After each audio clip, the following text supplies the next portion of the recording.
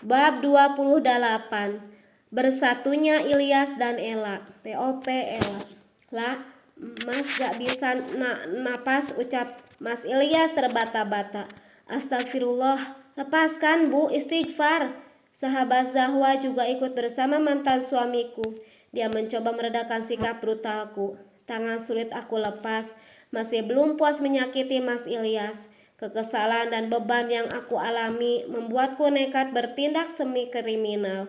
Mbak, stop! Sekuat tenaga Laras melepaskan cengkraman tanganku di leher Mas Ilyas. Laras menarikku untuk menjauh. Dia merangkul erat. Aku menangis sekencang mungkin, tidak memikirkan rasa malu sedikit pun. Meraung orang kesehatanan. Hatiku hancur berhamburan, raga terus ditindih beban hidup. Jiwaku hampir depresi, berusaha sebisa mungkin mengontrol diri, menguatkan pijakan di bumi, supaya tidak ambruk dan menyerah pada keadaan. Kekecewaan yang paling menyakitkan bukan karena perceraian, akan tetapi saat aku tahu telah gagal menjadi orang tua, anakku salah jalan, dia mendekam di penjara dalam keterpurukan, masa depannya terancam suram. Perih dan nyeri tak terukur, kualitas sakit yang luar biasa jika menyangkut masalah anak. Seorang yang aku banggakan, sejak kecil merawatnya penuh kasih sayang, selalu melafalkan doa untuk kebaikan masa depannya. Namun kenyataan pahit terjadi. Ras, Mbak gak kuat. Andai Mas Ilyas tidak selingkuh, andai kami tidak bercerai, andai aku simpan saja semua lukaku, tetap menjaga agar Zahwa bahagia, mungkin tidak akan seperti ini. Nyebut Mbak, nyebut. Jangan berandai-andai, sama saja kita tidak rela terhadap ketentuan Gusti Allah. Ibu mana yang bisa rela? Semua salah Mbak Ras. Penderitaan ini berusaha aku simpan demi terlihat baik-baik saja di depan emak dan Zahwa. Namun kedatangan Mas Ilyas memicu lahar panas meletus begitu saja. Beruntung emak sedang keluar, dia pasti ikut sedih kalau aku bersikap seperti sekarang. Akan tetapi aku tak tahan lagi, rasanya tak kuat menanggung masalah berat ini. Bu, mari kita bicarakan baik-baik. Amarah dan air mata tidak merubah segalanya. Kamu sahabatnya Zahwa kan? Aku dekati Fauzi. Pasti ada sesuatu yang dia tahu. Iya Bu. Pasti kamu sudah tahu tentang semua ini dari dulu, ya kan? Betul Bu. Kalau boleh mari kita duduk dulu, biar Fauzi ceritakan semuanya. Gak usah. Cepat katakan, saya sudah emosi tingkat nasional. Saya merasa jadi ibu paling buruk di dunia. Cepat katakan, apa memicu Zahwa jadi pecandu? Kenapa saya bisa lengah? Sampai Zahwa jadi nakal dan salah jalan. Mending kita duduk Mbak, kasihan mereka jauh-jauh dari Jakarta, nanti kesemutan atau sampai pingsan. Kita juga yang repot.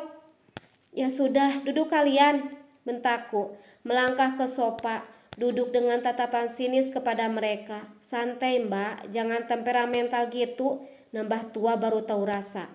Gak usah bercanda Laras, kalau gak mau Mbak getok. Mbak udah kesal tingkat ubun-ubun. Si Ilyas sebagai ayah bukan bantu didik anak, malah pemicu kekacauan. Kalau bisa mencakar wajahnya udah Mbak cakar. Sayang kuku Mbak baru dipotongin. Tangan kiri terangkat, menekuk jari-jari, memperagakan kuku harimau yang siap menerkam. Dongkol dan kesal pada Mas Ilyas. Kebencianku mengakar, terus menyalahkan dia dengan apa yang terjadi pada Zahwa. Lah, maaf, Mas juga gak nyangka semuanya jadi seperti ini. Ya iyalah, gak nyangka. Yang ada di pikiran abang cuman enak-enak, gak mikir panjang. Nyatanya dampak buruk itu benar-benar terjadi, bukan sekedar kasus di TV. Cibir Laras. Laras sempat mengingatkanku supaya tenang. Nyatanya dia juga tersulut emosi. Tertangkapnya Zahwa sebagai pecandu narkoba memang memukul keras batin keluargaku. Mas Ilyas menunduk, matanya berkaca-kaca. Aku tahu dia sama terpukulnya. Namun tetap saja hatiku kesal luar biasa. Ketika dia tidak berfungsi sebagai kepala keluarga. Maaf Bu, Mbak, Pak Maaf Bu, Mbak, dan Pak Ilyas, kalau boleh saran, lebih baik kita fokus memikirkan jalan keluar yang terbaik untuk Zahwa. Hal utama yang harus dilakukan yakni perbaiki mindset buruknya, agar dia tidak membenci sosok ayahnya lagi. Kamu ini siapa, cah ganteng? Saudaranya Bang Ilyas. Kok seenak jidat kayak belain dia? Ya ada benernya sih, jawab Laras. Maaf Mbak, saya sahabatnya Zahwa. Bu Ella juga tahu karena Zahwa pernah mengenalkan saya. Jujur saya sudah tahu soal ini sejak lama, namun belum bisa mengungkapkannya karena Zahwa melarang. Aku tercengang mendengar pengakuan Pauji. Ternyata Zahwa sudah berbulan-bulan menjadi pemakai barang haram. Bodohnya aku sama sekali tidak curiga. Sikap Zahwa yang selalu ceria sukses menutupi kesalahannya. Dari penuturan Fauzi, aku sadar apa yang dilakukan Zahwa bukan seutuhnya salah dia. Ada peran penting orang tua, tidak berfungsinya sikap controlling dari aku dan Mas Ilyas membuat dia mudah salah jalan. Ditambah lagi diriku yang sibuk menata hati beranggapan bahwa aku paling tersakiti, tidak benar-benar memperhatikan dampak yang dialami Zahwa. Kenapa Nak Fauzi lost kontak dengan putri ibu? Harusnya Nak Fauzi membantu dia untuk lepas dari benda setan itu, atau laporkan saja pada ibu. Maaf Bu, ketika masih di Jakarta, Zahwa berjanji akan berubah, dan itu memang terbukti. Namun saat pindah ke sini, dia tiba-tiba memblokir nomor telepon maupun sosial media saya. Tempat dulu dia sekolah, tidak tahu alamat lengkap tempat ini. Rumah kalian juga kosong, katanya sudah dijual. Hampir berbulan-bulan saya berusaha mencari keberadaan Zahwa. Parah emang si Zahwa, udah bener deket sama pria baik kayak kamu. Di sini malah bergaul sama bandar narkoba. Bahkan detektif Arya saja nemuin dia lagi di kamar, tempat Zahwa sama Layan bersembunyi. Paha Laras aku cubit keras, lagi-lagi mulutnya tidak bisa direm. Membicarakan hal privasi anakku, walaupun di hadapan Fauzi yang notabene sudah sangat dekat dengan Zahwa. Ella, Mas janji akan menyewa pengacara handal biar Zahwa bisa keluar dari penjara. Gak segampang itu Ilyas. Sontak aku hanya menyebut nama, melotot ke arah Mas Ilyas. Dia pikir kasus Zahwa ringan, tidak sama sekali. Aku tahu lah, tapi apapun akan aku lakukan agar anak kita bisa bebas. Asal kamu tahu Mas, Zahwa sedang masa penyelidikan. Polisi akan mencari bukti anak kita terlibat atau tidak dalam pengedaran narkoba. Jika benar, maka hukumannya semakin berat. Maaf Bu, saya yakin Zahwa tidak sejauh itu. Ya, semoga saja. Tapi ngerinya dia beneran jadi pengedar. Orang temannya aja bandar, terus dia juga ditemukan di markas bos besar. Pengedar narkoba kelas kakap se-Asia. Apa benar begitu, Ras? Tanya Mas Ilyas kaget luar biasa. Kegetiran Mas Ilyas tidak sebanding denganku ketika detektif Arya memberi kabar buruk bahwa Zahwa sedang bersama bandar narkoba. Saat itu aku terus menghubunginya, tapi tak ada jawaban. Ketika sudah ditemukan, pil pahit harus aku telan dan bersarang di tenggorokan. Zahwa masuk penjara, lalu beberapa hari kemudian kepala sekolah resmi mengeluarkannya. Ya bener, makanya jadi bapak jangan enak bikinnya doang. Didik anak yang bener, malah sibuk koleksi istri. Sekarang mana si nenek lampir? Kenapa gak sekalian ajak dia biar aku ceburin ke kolam lele? Berisik Laras, sentakku kesal. Sempat-sempatnya Laras menyinggung soal Nadia, membuat hati makin panas, mengingatkanku atas perbuatan buruknya yang berefek negatif pada Zahwa. Maaf Bu, saat ini kita tuntaskan proses hukum yang berlaku. Tugas kita menguatkan Zahwa, mendukung dia supaya bisa lepas dari barang haram. Nantinya bisa direhabilitasi sehingga lepas dari kecanduan. Meskipun umur Fauzi nampak 15 tahun lebih muda, dia sangat bijaksana.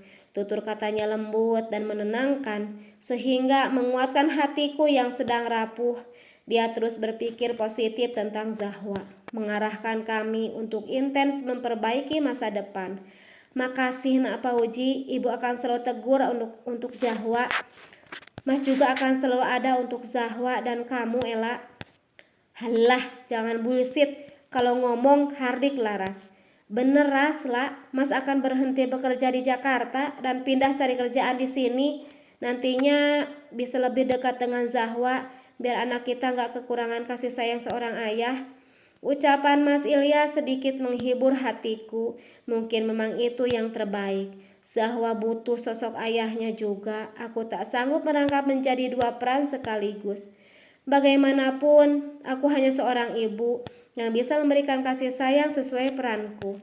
Namun masih ada rasa was-was. Kalau Nadia juga ikut pindah ke Surabaya, cemas dia berbuat macam-macam, nantinya takut memperburuk suasana. Drat. Ponsel di meja berdering kencang, tertera nomor tanpa nama. Takut ada hal penting, panggilan segera aku angkat. Halo, apa benar ini dengan Bu Ella? Iya, ada apa? Maaf Bu, kami dari pihak kepolisian ingin memberitahukan bahwa putri ibu yang bernama Zahwa sedang dilarikan ke rumah sakit karena mencoba bunuh diri. Apa? Jangan ngeprank Pak Polis. Gak lucu, serius gak lucu. Maaf Bu, memang itu yang terjadi. Segera datang ke rumah sakit dekat kantor kami. Sekian, terima kasih. Ponsel jatuh ke lantai, penutup bagian belakang sampai terbuka.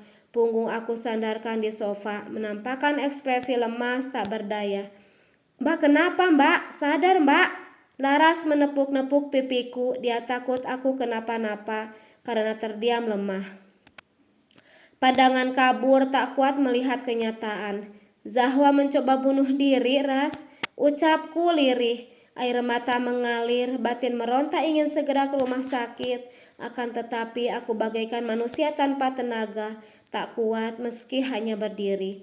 Astaga, teriak Mas Ilyas. Innalillahi, respon Fauzi. Mbak harus kuat Mbak, ayo kita ke rumah sakit. Takut terjadi hal buruk pada Zahwa. Mendengar Laras, aku berusaha bangkit. Tangan Laras aku genggam sampai meremasnya untuk menguatkan diri. Kami berangkat ke rumah sakit dengan menyewa mobil tetangga. Tidak ada layanan taksi online atau Grab mobil di sini. Beberapa menit kemudian sampai di ruang UGD, nampak ada beberapa polisi yang berjaga di dekat pintu. Dok, bagaimana kondisi putri saya, Dok? Tanyaku sambil menangis saat dokter keluar dari UGD. Ibu tenang ya, kami akan berusaha semaksimal mungkin. Dokter tergesa-gesa meninggalkanku, dia panik didampingi suster. Pergi entah kemana. Beberapa menit kemudian dokter datang bersama satu orang teman sejawat. Disusul satu suster yang membawa kantong darah. Ras, Zahwa Ras. Aku remas tangan Laras, perasaanku seakan mendidih, panas dan dipenuhi letupan seperti air yang bergolak. Kita kencengin doa Mbak, sebagai seorang ibu doa Mbak pasti cepat diikabul sama Gusti Allah. Amin Ras. Mbak gak tahu lagi gimana hidup Mbak tanpa Zahwa. Ella, maafkan Mas. Mas Ilyas duduk di lantai, tepatnya di samping kakiku. Butiran air bercucuran, suara tangisnya berdengar jelas. Tangannya memegang lututku. Tiba-tiba aku terdorong untuk menggenggamnya. Laras yang ada di sampingku bergeser, membiarkan Mas Ilyas mengganti posisinya. Sedangkan Fauzi duduk di kursi seberang. Dia nampak mengangkat tangan sambil fokus melafalkan doa. Aku gak mau kehilangan Zahwa Mas, gak mau. Teriakku bercampur tangis.